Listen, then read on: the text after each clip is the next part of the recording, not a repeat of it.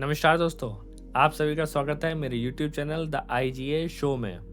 और आज मैं आप लोगों के बीच में लेके आया हूँ बहुत बढ़िया टॉपिक। अगर आपकी रिटर्न फाइल होने से रह गई है प्रीवियस 2 ईयर्स की, पिछले 2 साल की रिटर्न भरने को रह गई है, या आपने रिटर्न भरी लेकिन आपको लगता है कि वो रिटर्न कुछ ना कुछ गलत भरी गई, या उसमें जो इनकम आप दिखाना चाह रहे थे वो इनकम पूरी नहीं दिखा पाए, जो आपको बाद में आके पता चला है कि ये इनकम भी काश मैं उसमें दिखा देता, तो वो काश भी आज दूर आपकी हो जाएगी, क्योंकि एक ऐसा रूल आ गया है। तो मैं चलता हूँ, जैसे हमारा जो सेक्शन होता है 139 होता है रिटर्न फाइलिंग करने का। इसमें वो कहता है कि अगर आप टाइम से रिटर्न फाइल कर रहे हैं तो आपको सेक्शन 139(1) में रिटर्न फाइल करना है, रेगुलर रिटर्न जिसे हम कहते हैं, जो हम प्रॉपर जुलाई और सितंबर एज द केस में भी रिटर्न फाइल करते हैं। 139(4) हम दिसंबर तक इस रिटर्न को फाइल कर सकते हैं अगर विद पेनल्टी, अगर हमारी रिटर्न्स जुलाई या सितंबर में फाइल होने से रह गई है तो हम 139(4) में फाइल कर सकते हैं। इसे कहते हैं बिलेटेड रिटर्न, यानी लेट लतीफ़ी वाला रिटर्न।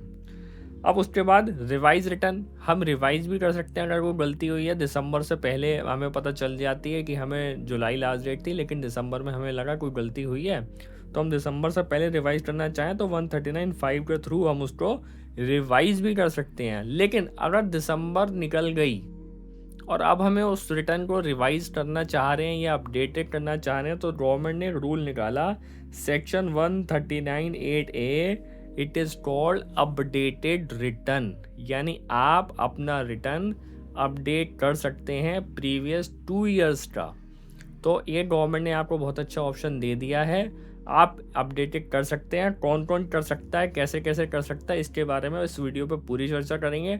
और अगर आप भी इससे कुछ लाभान्वित होना चाहते हैं तो वीडियो को अंत तक जरूर देखें। तो अपडेटेड रिटर्न क्या है? अपडेटेड रिटर्न बताते हैं, फाइनेंस एक्ट 2022 में लाया गया। 8 सेक्शन को सब सेक्शन में इंसर्ट किया गया कि भाई आप अगर रिटर्न भरना चाहते हैं तो update your ITR with in 2 years, यानी 2 साल के अगर आपकी ITR पेंडिंग है या पेंडिंग है नहीं भरे तो भी आप भर सकते हैं। और अगर कोई गलती हुई है या उस रिटर्न में इनकम इंक्रीज करना चाहते हैं तो भी आप इसको फाइल कर सकते हैं। 2 years will be calculated from the end of the year which is original return is filed, यानी आप 2 साल प्रीवियस के, यानी आज की अगर मैं बात करूं, आज अगर मैं 31 मार्च 24 में बैठा हूं तो यानी मैं अपना 23 का रिटर्न, 22 का रिटर्न ईजिली फाइल कर सकता हूं, अपडेट कर सकता हूं, इसमें मुझे बिना किसी दिक्कत के मैं इसको कर सकता हूं।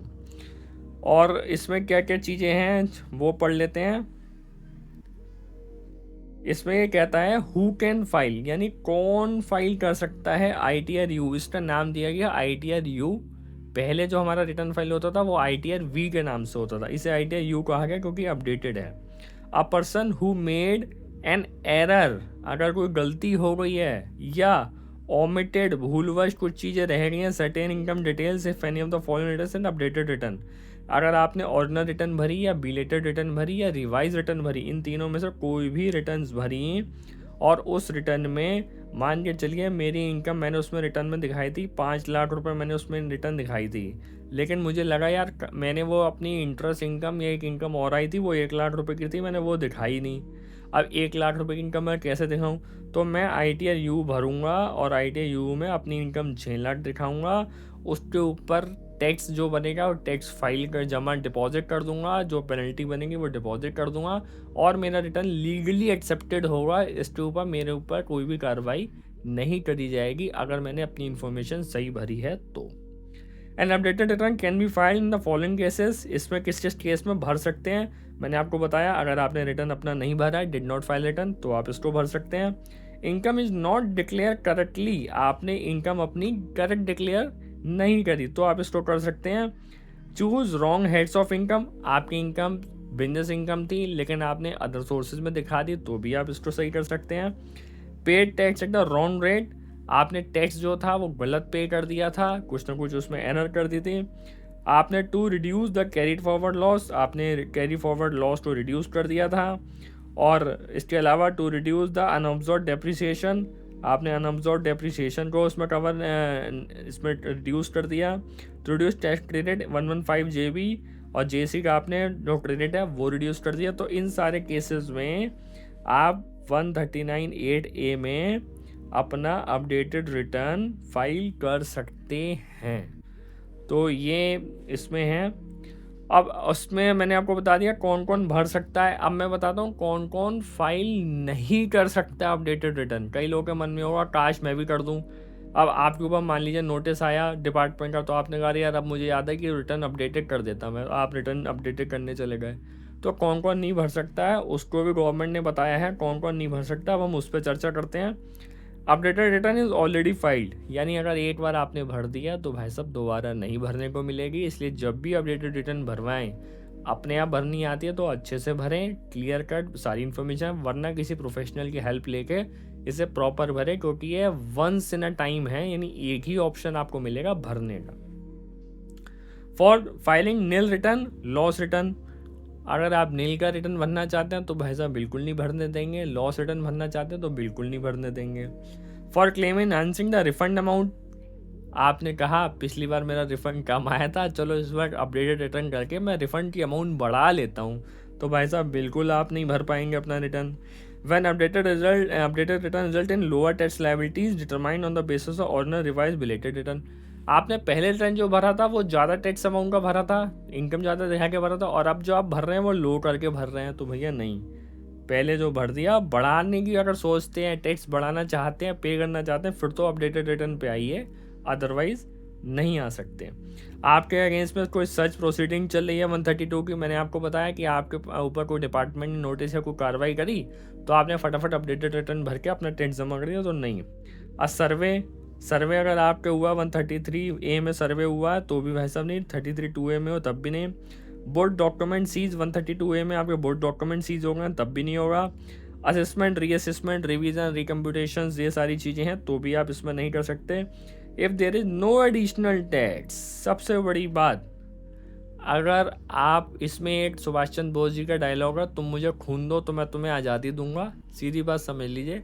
अगर आप कोई टैक्स पे करना चाहते हैं, अपनी इनकम बढ़ाना चाहते हैं, तो आपका ये नियम लागू 139(8)A एप्लीकेबल होगा, अदरवाइज आप अपना अपडेटेड रिटर्न नहीं भर सकते।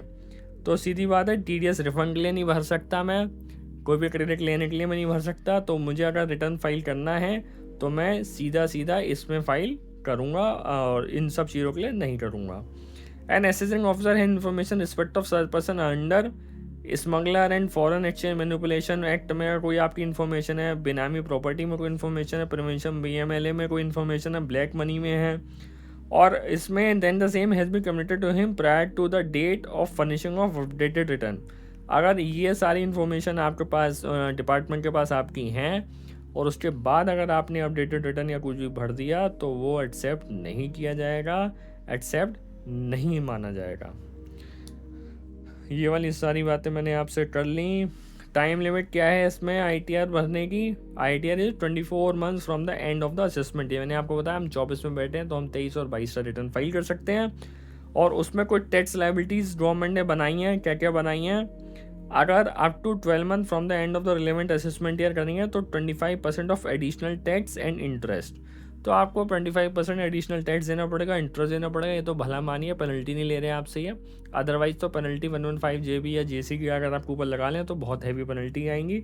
और आफ्टर 12 मंथ करेंगे अगर आप तो 50%, यानी आपने अगर उस टैक्स का बेनिफिट उठाया है, यानी टैक्स को डिपॉजिट करने में टाइम लगाया है, तो गवर्नमेंट भी कहती है कि उसका टैक्स का बेनिफिट हम भी लेंगे, हम भी आपसे उसका एक्स्ट्रा टैक्स लेंगे।